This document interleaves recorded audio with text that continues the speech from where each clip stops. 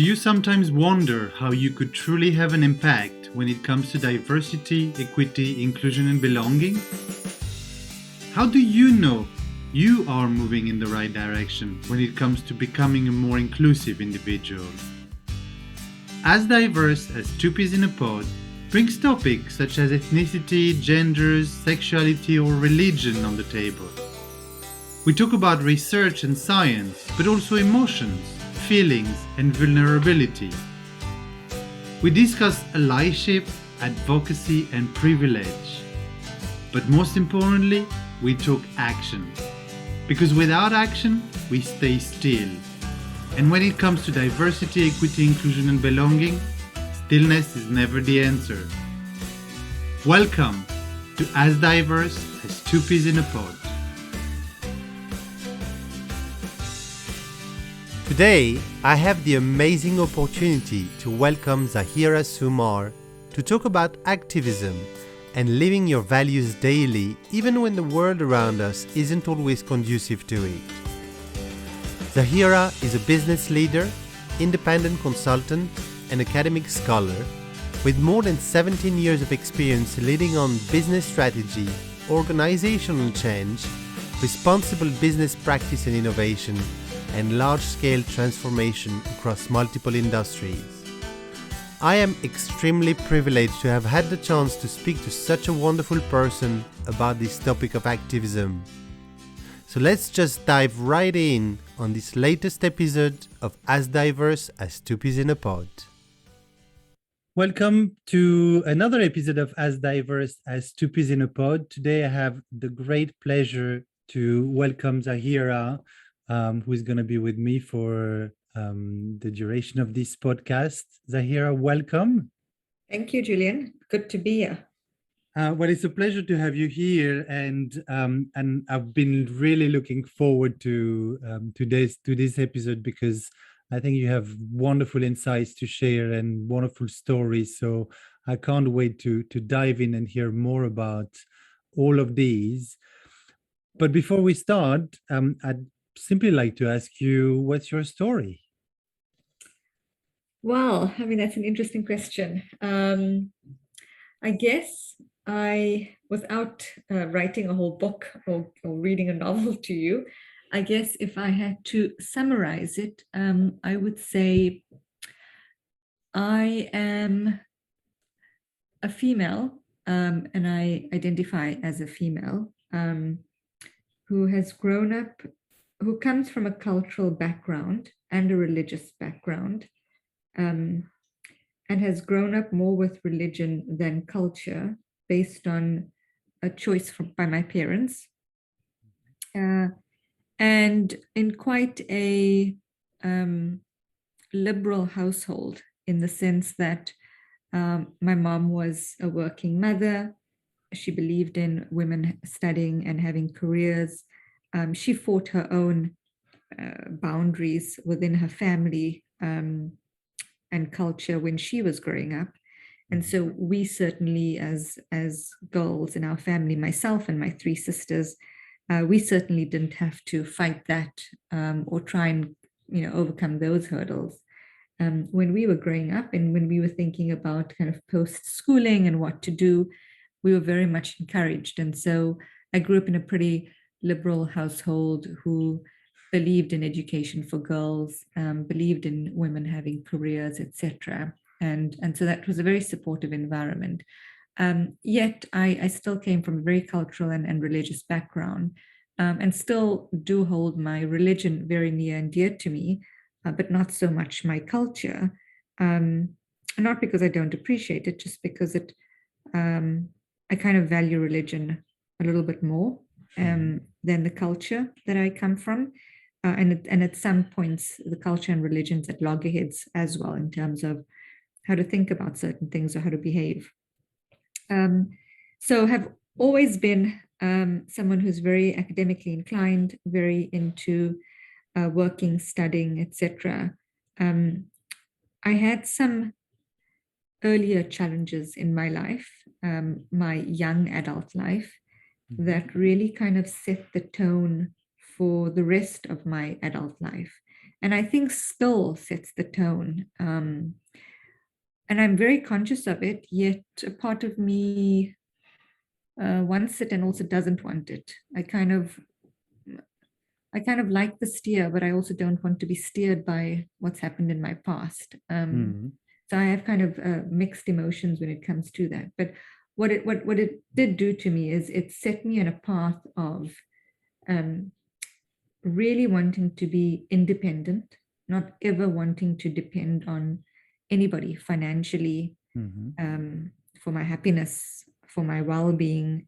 And so I really kind of pursued becoming a very independent person, and maybe more independent than what people would think is necessary. Maybe not financially, but from a happiness perspective, in that, don't put your happiness in anybody else's hands, etc.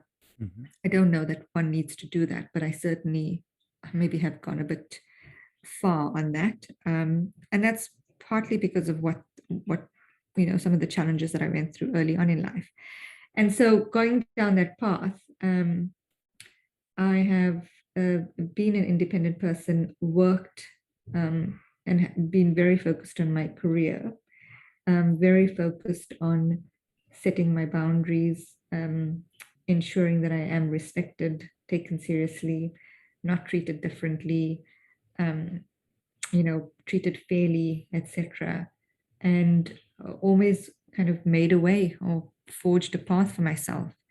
I think I've also always landed up in very male dominated environments. And so, there's been no shortage of challenges that have come my way in very many different areas and ways. And I've always seen it as an opportunity to change things, not as not as something to run away from, but rather as here's an opportunity that women face. If you can tackle it, you'll face the pain, but you also make it easier for a bunch of women who come after you. And I've kind of seen it in that light and tried to do it in a much more preventative way.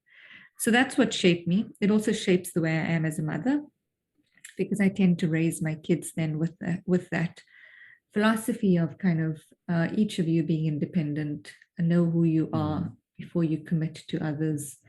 Don't put all your happiness resting on somebody else. Learn how to make yourself happy, and you can make others happy in the same way.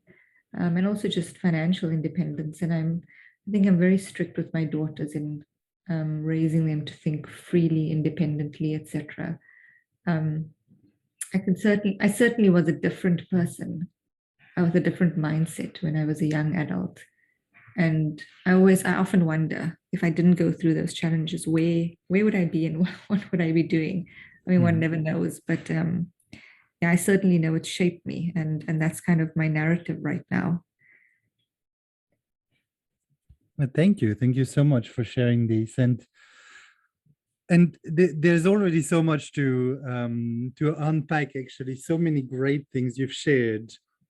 But I think the first question I want to ask you here is, so you talked about obviously challenges that happened when you were a young adult that set the tone to your adult life later on. So what I'd love to hear is what's the tone of that adult life now? What is it that you're working for? Yeah. And it hasn't always been the same. I will say that I've had two paths. Let's say in the past 17, 18 years since I've kind of entered the world of work and finished my university. I divide it in half. In the first half of my career or proper adult life, I've taken a path, and the latter part I've found I'm in a kind of a very different space, in a more chosen space. And earlier on in my career and my adult life, when I was still having my first two kids, I think I was still in the space of trying to prove my independence, trying to prove my worth. I came out of a space feeling I'd been taken advantage of, and I've been hurt, and I've been so dependent on someone and people that I couldn't fend for myself, that the situation lent itself to me being taken advantage on. And I walked away from it, which was a big step for me, and it took a lot of courage, and kind of really changed my life considerably for good and bad. But I then, that the next 7-8 years, I focused on really getting into my career, proving that I was worth something, proving that I deserved respect, proving that I could be someone and I could achieve and I was deserving, etc. And so it was very much a path where I was, trying to prove success in different ways. I would study and prove I could achieve. I would work really hard to get promotion after promotion or recognition or awards. I would look for tangible things that proved I was worthy or I was successful. Things like promotions, things like climbing the ladder, things like getting raises, awards, achievements, academic achievements, degrees, postgraduate degrees, etc. And I was chasing, I guess, what society lays out as being successful, which is climbing this ladder, getting to higher positions, breaking the glass ceiling. And I was happy to some extent. It's not that I wasn't happy. I was happy to some extent, but I think I was burning myself out. And at some stage, about 8 years ago, I was also in the consulting space, and I loved it, but it was a very tough space to be in, because it really stretches you far beyond what you think you're capable of. And at that point, I started really asking myself of what am I doing and who am I doing it for? And what actually brings me happiness, And so the past 8-9 years have been somewhat very different. I haven't been chasing climbing ladders or titles or promotions. I've been really defining, how do I want to spend my time? What impact do I want to have, and for who? Where's the impact needed? Kind of what legacy would I like to leave behind? How do I want people to think of me? If I died, what would they think of me? And really thinking about, what are my boundaries? What actually makes me happy? And what are my boundaries? And one of the things I really took time to think about is answer that. What are my boundaries, and how do I communicate that? Because if I don't, how can I expect anybody to ever abide by them or respect them if they don't know what they are? So I'm in a very different space right now, in that I define what those are, and I live by them. And it's not about chasing success as defined by anybody else, but other than myself. And I don't even know if I use the word success. I think I've even stopped using it, and I've started using the word impact more. And that the more impact I can have, positive impact I can have where it's needed, the better it is for me, and I'm achieving what I want to achieve in my life. So that's kind of what that tone looks like and feels like at the moment. Thank you for sharing all this.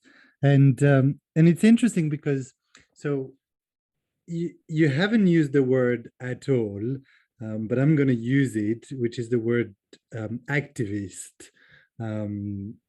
But it for me, it was reflected in everything you said. You talked about earlier on in our discussion about how do you make it easier for women who come after you. Now you talked about that positive impact that you want to have, and for who you're doing it, that legacy that you're going to leave behind, this opportunity to change things.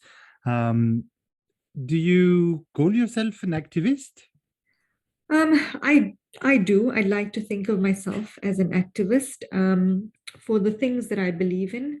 I think people define activist differently. So you won't necessarily find me being an activist standing in the street with posters and hugging trees, and because some people define that as being an activist, right? And that you physically have to go fight for the cause that you're fighting for. Yes. It's not to say that I haven't been to protests and I don't go to rallies. I do for the things that I believe in. I absolutely do. But I'm more of an activist in the place of work and with women. And it very strongly links to my values and my boundaries that I talked about. And when I talk about boundaries, some of the things that I consider boundaries are, I know my values and I know my morals and my principles. And one of the boundaries that I set for myself are, I work for an organization who, one, has similar values, but two, will respect my values, my morals, and my principles, and will not ask me to compromise on them. I don't expect everybody who I work with to have the same boundaries and values and principles as I do, but I do expect people to respect them. And a lot of those things fall on the side of, look, I mean, you can't physically see me now, and anybody who's listening to this, but I am a female. I am brown in color, and so a person of color, and I am a Muslim in terms of religion, and a visible Muslim because I wear hijab. And so that lends itself to me being judged very often, and boxed and stigma, stereotyped, and all of these things. And so before you even can open your mouth or speak or do anything, you're automatically being stereotyped, boxed, and treated based on what your demographic or physical looks like. And I stand up for those things, and I stand up for the person and the demographics that I represent, but also I stand up for fair treatment and equality. And as I mentioned earlier, I've worked in many mostly male-dominated environments, so oil and gas, mining, consulting, and I've experienced a lot of challenge as a female. I've also experienced a lot of challenge as a person of color, and as a Muslim, and I've had to fight back. But I don't just fight back for myself. I tend to fight back for others as well. So even if I don't experience injustice, and I see somebody else experiencing injustice or difficulty, I tend to fight for it because I don't think it's fair. I don't think people should be, defined by their demographics or treated differently. And I think the world of work should be a fair place. Otherwise, we will never achieve equality, and we can also have a long discussion about equality and equity and what the difference between that is. But I fight for equity in the workplace right now in order to achieve equality. And so I do think of myself as an activist in that way. And I think I've probably gotten myself in hot water more than I'd like to, because of the stand that I take, and sometimes because I'm standing up for somebody else and not even for myself. And it's landed me in hot water. And I spoke about it once on my Facebook once. Last year I shared something I was going through, and an ex-schoolmate of mine who we were together in high school, and I mean this is now more than 20 years ago. She commented and she said, "But you've always been like that. You fought for us back in high school still." And I thought, okay, that's quite interesting. I didn't see myself as that back then, but you saw me as that. So I don't know, maybe I've always had it in my personality. But yes, to your question, I do see myself as an activist in the sense that I like to take a stand for things that are important to me. I don't keep quiet about it. I would like to think that I do it in a respectable manner, and I always strive and aim for that. I don't know that I always get it right, because when it's matters of the heart or emotional or something I'm passionate about, it's hard to kind of stay objective or not personally get involved. But I'm learning and I'm teaching myself to be better at that. And I'm glad you're here today, because I think there is a lot probably we can learn from you as well in being better activists, every single one of us in this world. And one of the things I want to ask you is, unfortunately, I think we still live in a world where it's we with a lot of shoulds and a lot of coulds and a lot of we must be like this and we must be like that. how do you become an activist, or how do you how can you be an activist in a world like this where you there is a bit of that expectation of you have to fit in quite often still, unfortunately. Well, to start off with, I throw that whole notion out, which is fit into what, what is normal? What is the right way to behave in a professional setting? Hmm. I mean, I grew up with all of those societal norms, societal expectations, world of work norms. When I was still starting in the world of work and I was in oil and gas, um, it was unwritten, but if you wanted to know what success was, you would look to your male colleague and then you would exemplify what he does as a Hmm. female, because that's how you made it further. Um, and so I guess for me, the first step is one, there is no norm and there is no one way of doing things. I think that we need to move more to a value-based society, which is we value certain values and principles. So, respect, trust, care, for example, if we all showed those things, um, then it doesn't matter how you're behaving or how you're doing things, because you're doing things with a certain set of values, not to suit anyone or any specific norm. Um, so for one, I throw that notion out, and I throw it out because it's important to not only throw it out from a sense that it shouldn't exist, but it's important because each of us grew up in a system like that. So it Hmm. impacts our bias, consciously or unconsciously.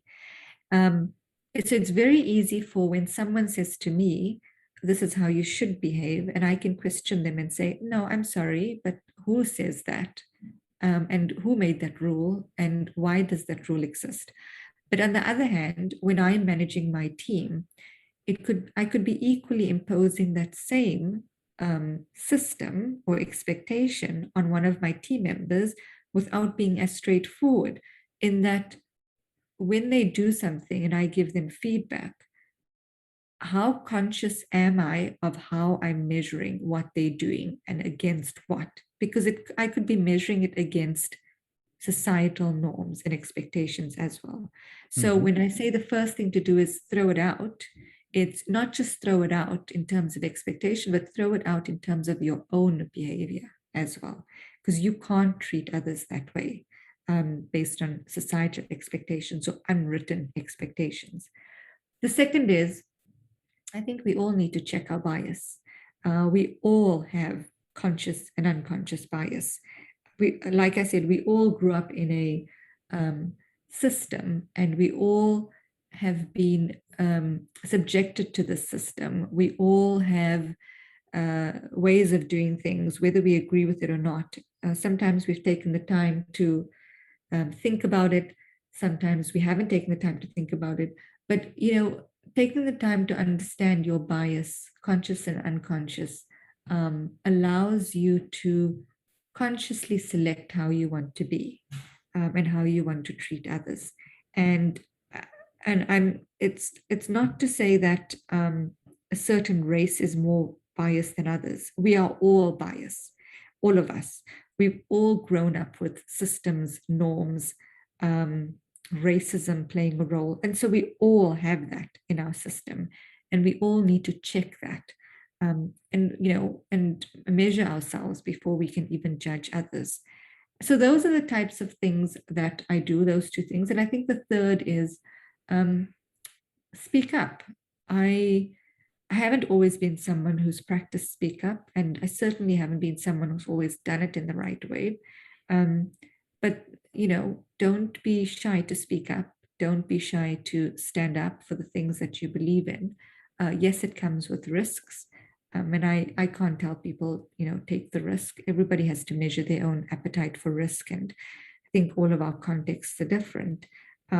Many people, many friends I know have experienced discrimination in the workplace, haven't been able to stand up for themselves because they fear the loss of their job, and they have a financial dependency, and that's absolutely real. And I understand that because I've been in the same situation. And so, but find a way to speak up, find a way to voice your concerns or address the matter.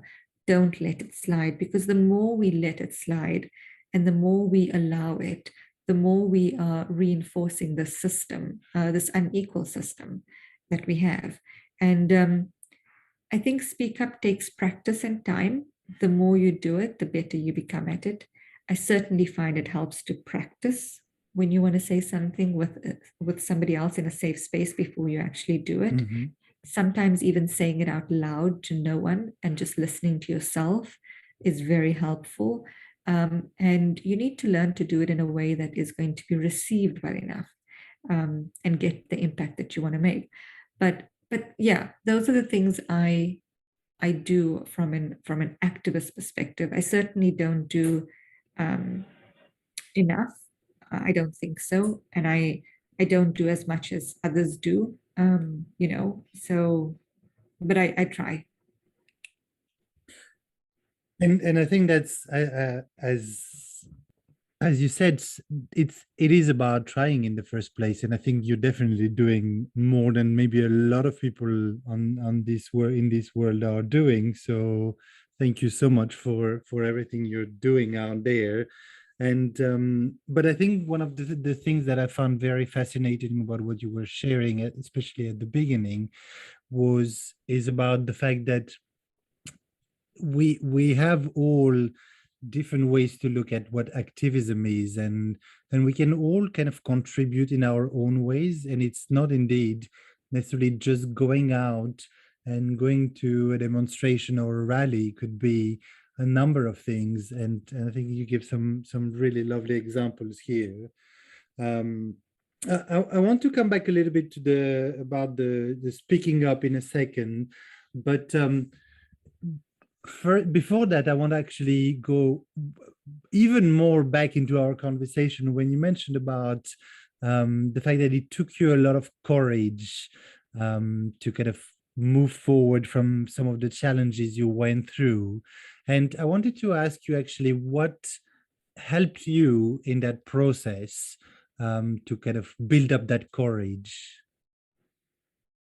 Um, I think a variety of things. One is sometimes the situation gets so bad that you can't actually let it slide. Um, you have to do something about it because it really is personally impacting you. Mhm. That's the one. I think that it depends where you are in your stage of growth and how firm you are with your own values and boundaries. I mean, and I'll explain it in this way.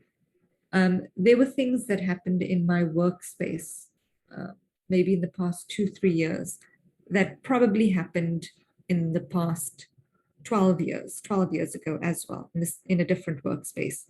But 12 years ago, I did not even think of saying anything. And it probably didn't even bother me to a large extent as well. But 2, 3 years ago, it did. And that's because I took the time out to define, what are my values? Who am I? What type of Mhm. person do I want to be? So I knew a lot more about myself, and therefore it bothered me more. So I think it depends on where you are in your stage of growth. Knowing yourself and what you're willing to accept or not willing to accept. Um, I think that power in numbers makes a difference. So, are you on the minority side of the situation or the majority? I think your gender, your race makes a difference in terms of how included, excluded you feel, or how Mhm. alone or not alone you feel.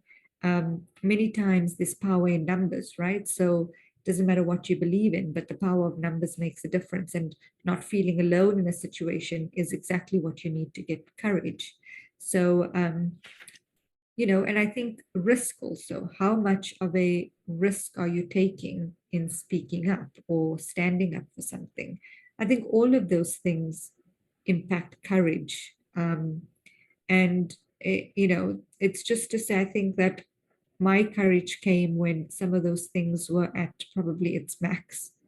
Um, I was at a point in my life where I knew what type of person I wanted to, and I was Mhm. willing to lose opportunities for the right reasons.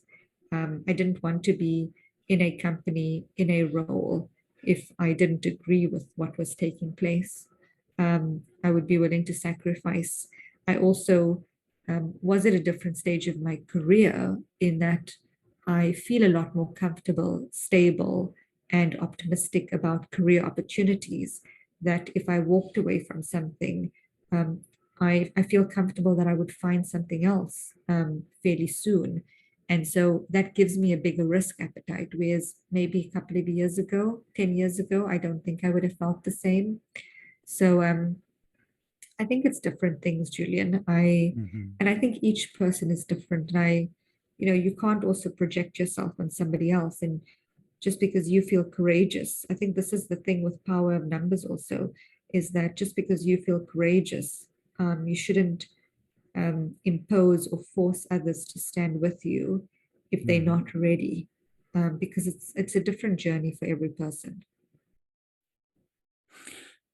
And and and I agree with you. And one of the things that I found very interesting in what you shared is the fact that, or from where I stand, what I heard is really about um, you that self awareness and that personal journey that you're going through as an individual that allows you to really, uh, I think, build confidence really in who you are, that then gives you that confidence that you can actually do something if you want to do it, and make that conscious choice of moving forward.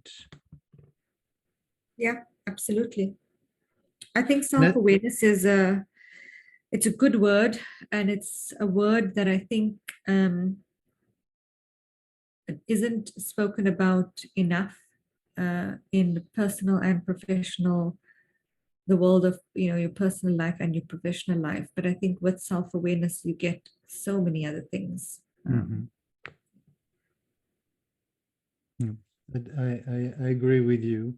And so, as I mentioned, I wanted to go back a little bit to kind of the the the speaking up and being really that activist that we talked about before.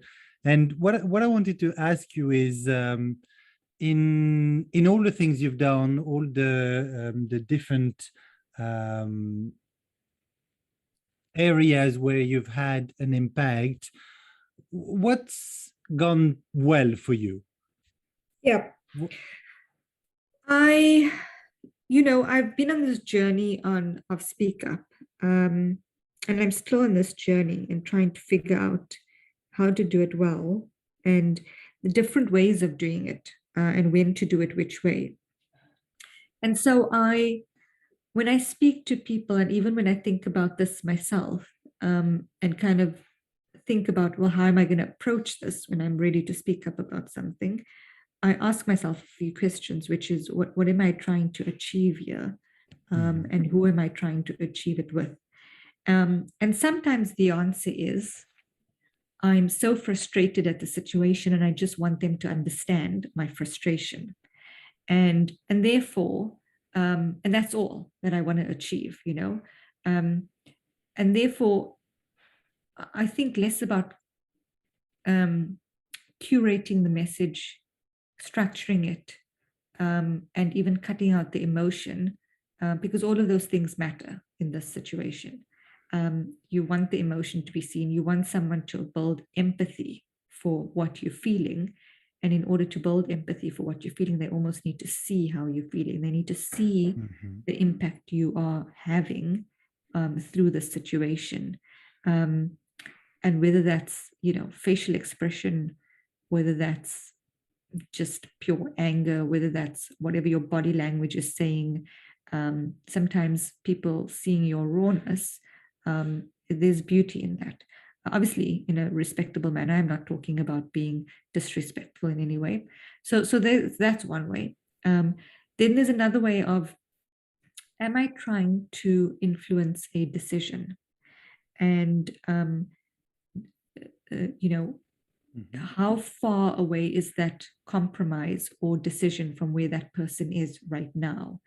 And what do I need to get them to see in order to change their decision or shift a little bit? And I also have to ask myself, what do I know and what do I not know? What do I know in my shoes? But what do I not know, or what do I know if standing in their shoes? Because maybe the blind spot is with me. And so you have to go through that and ask yourself that before you kind of speak up um, for whatever it is that you want to speak up. And so I go through a process of really just sitting, trying to be objective, trying to understand what I know, what I don't know. Do I need to ask any questions first before I say something? And you know, I almost rehearse sometimes. I almost, if I know the person well enough, I almost rehearse the conversation to know, how would this play out? How do I get them to see a different perspective of view? And it's not to get them to make the decision that I want them to make, but to just get them to see a different perspective. Um, and so there's a different tactic that I use, and it's less emotional, it's more objective, and it's more about let's ask the right questions, and let's say the things that I need to say, but in a less rambling, more kind of structured way. Think through it, think how it's going to be received. What is it? What does this piece of information mean to the other person, etc. And how do I actually shift? There's a third angle to that, which is who are you in that situation and who are they? And if it's one person or multiple people. And that's where the power dynamics come in, or the the the social kind of aspect of it. And I call it agency. And it's, are you, what is the hierarchy situation? So there's a hierarchy situation or power dynamic, firstly. What is the situation with regards to demographics, and does that play a role? Is there a gender difference here or gender issue at play? Could race play a role? Could religion play a role? What role are you, or title are you? How much credibility do you have versus the other person? All of these things impact all of that in the way that you're going to come across. And so, if you landing up in a situation where you are speaking up to someone who's a lot more higher in terms of hierarchy than you, maybe it's a male and I'm a female. Maybe they are in the majority and I'm in the minority representative group. It's a lot harder. And so I would ask myself, I need to get the message across. I want them to understand my perspective. But what's the best way for them to understand it? What is the best opportunity for them to actually listen? If I were to tell them what I need to say, would they actually listen to me? Or are they going to just dismiss it regardless of what I even say? And how do I actually get the message across, and through whom? And I've done that many times. I've actually gotten someone else to give the message who I know there's going to be more willingness to listen, simply because of social agency versus me delivering that message. And at the end of the day, you ask yourself, is it about you saying and having your piece, or is it about you actually trying to change hearts and minds? Because it's not about you saying it then. And so I'll take a different approach, and I will either seek out anybody else who feels the same, so it's not being alone, or I will try and get someone else to communicate the message who's at a similar hierarchy and a similar demographic, and therefore they come into the conversation more as equals and less as on different spaces, etc. So those are all the things that I consider. And the starting off point is always asking yourself, what is the purpose? What are you trying to achieve by speaking up? And and essentially, how best do you do that? How best do you achieve that result? I find this discussion fascinating, because when we think about activism, and especially maybe at around topics that are that could become very sensitive, and it's emotions are often driving the whole thing. But what you just shared, I think for me, I had just a light bulb moment and an insight here. It's that everything you shared is really about that structure and that reflection and that logical and analytical approach to what you want to speak up about. And and I think that's amazing because we have probably the tendency to do it the other way around, where we go in a very emotional way. And as you said, if the message is not going through and we're not able to either influence or have an impact and make the other person, I don't know, see a different perspective, then clearly we haven't achieved the right thing.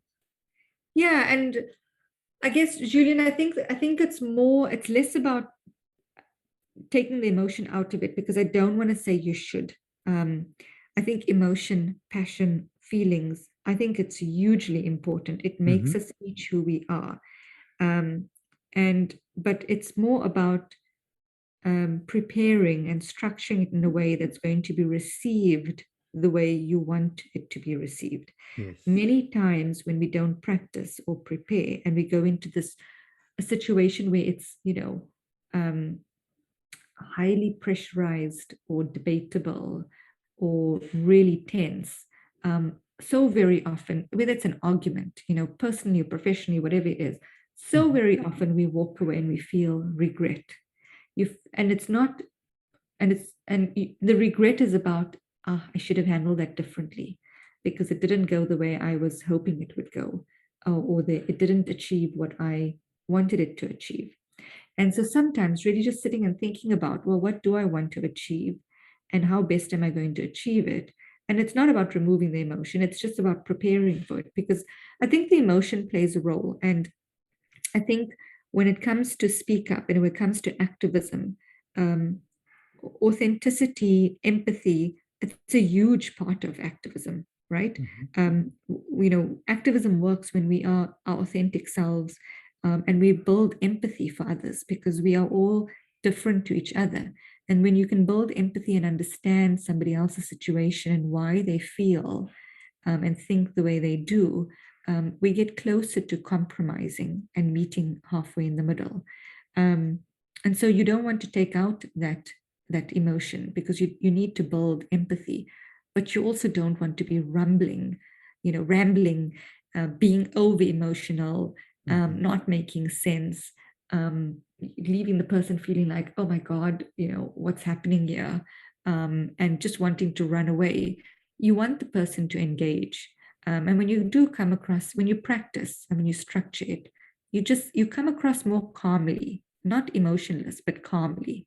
And that's important. And I think that the other thing that I didn't say, which I should have said, is that I think the assumptions we make, we should always question them. Like when you're going into a situation where you're going to speak up about something, you're going to take a stand, ask yourself, what assumptions have you made about the situation and about the other person or the other people on the other side? And check how true those assumptions are.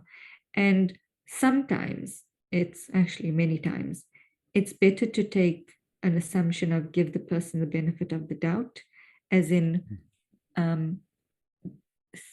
think that they have good intentions, but they don't know everything, and that they're acting or saying what they're saying out of ignorance versus intention. And take the approach of saying, I'm going to assume they said that because they don't know how I feel or what it would do to me. And therefore, I'm going to just educate them about that and give them the opportunity to receive that information and change the way they behave or believe or say about it. Um, and and when you go in with that assumption, it's less of an attack and it's less personal. But it's also with the viewpoint that we all have bias, unconscious bias. We all know what we know, but we also don't know what we don't know. And many of us don't know of our biases. And so if you go in with that view that this person has good intentions, but is acting or saying what they're saying based on what they know, I will educate them on my view and what I know, and hopefully they'll make a better and different decision, or react differently once they've heard me. And so then your whole stance is very different. It's kind Mhm. of not intimidating, not bullish, etc. Mind you, I say this, and I say this because this is, when you should take this approach, or at least when I take this approach for majority of the time. There are times when you really just want to react, because there are Mm. some things that are just so offensive or so inappropriate, um, that it's okay and warrants a kind of reaction to it. And it makes complete sense. I'm glad you raised that, because indeed, my I didn't want to say indeed that you should remove the emotions. It was more indeed about how do you approach it in a way where you don't maybe let these emotions overtake the message that you want to pass. But you have, I mean, it's a very good point that there are times when you have to really take a stand. And it's interesting actually you're saying that, because in the work I'm doing as a coach, there is that, I was going to say assumption, it's not the assumption, but that there is that need in my role that I leave judgments out. But there are times, as you said, that you cannot actually not say anything, and you need to kind of take stand up for things where you believe is the right thing to do, and you may still be making judgments. So I think questioning yourself and thinking about your biases, as you mentioned at the end, is a very, very good point there. So thank Yeah. you. I was in a situation not too long ago, about 2 years ago, where, or not, maybe even less than that, where I was going through a really difficult period, in part of my work life. And I was a very senior person in the organization. And I felt personally discriminated against. So there was a Mhm. personal aspect to it, but it was also just a culture within the work environment. And so it wasn't just me getting impacted by it, but it was other females getting impacted by it. But I was also experiencing it on a very personal level. And so it was very difficult to separate the emotion out of that. I had multiple conversations, with various people in the organization, and the power dynamics were really strong as well. And many times I felt I was failing on taking my own advice and doing things in a way that I wanted to do it.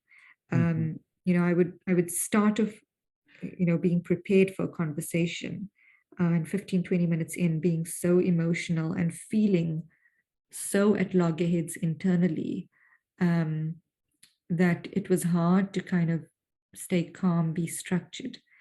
And one of the things I learned to do, in that space, was say, can we just pause and take a break? Um, I need to kind of just, regather myself.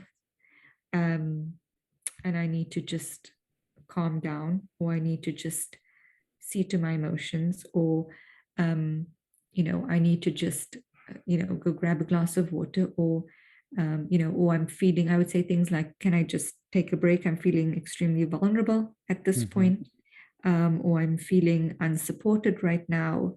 Or I would even say things like, I don't feel strong enough right now to continue with the conversation.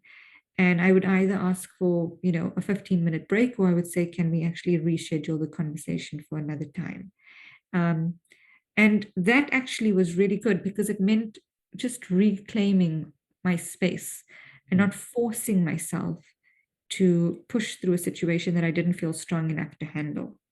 Um, and I've started doing that, and actually, I found that worked really well.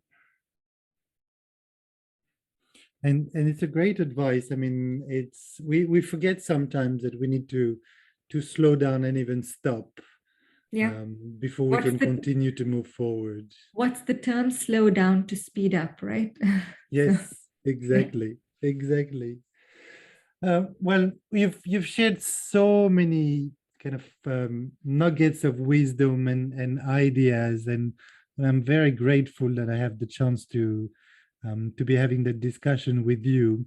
Um, but to kind of close our conversation, I wanted to ask you, what's a piece of advice you would give to anyone who wants to be a little bit more of an activist, but maybe, I don't know, doesn't have the courage or doesn't know where to start or doesn't know even what to do? What would be like one piece of advice you would want to leave us with? I would say um,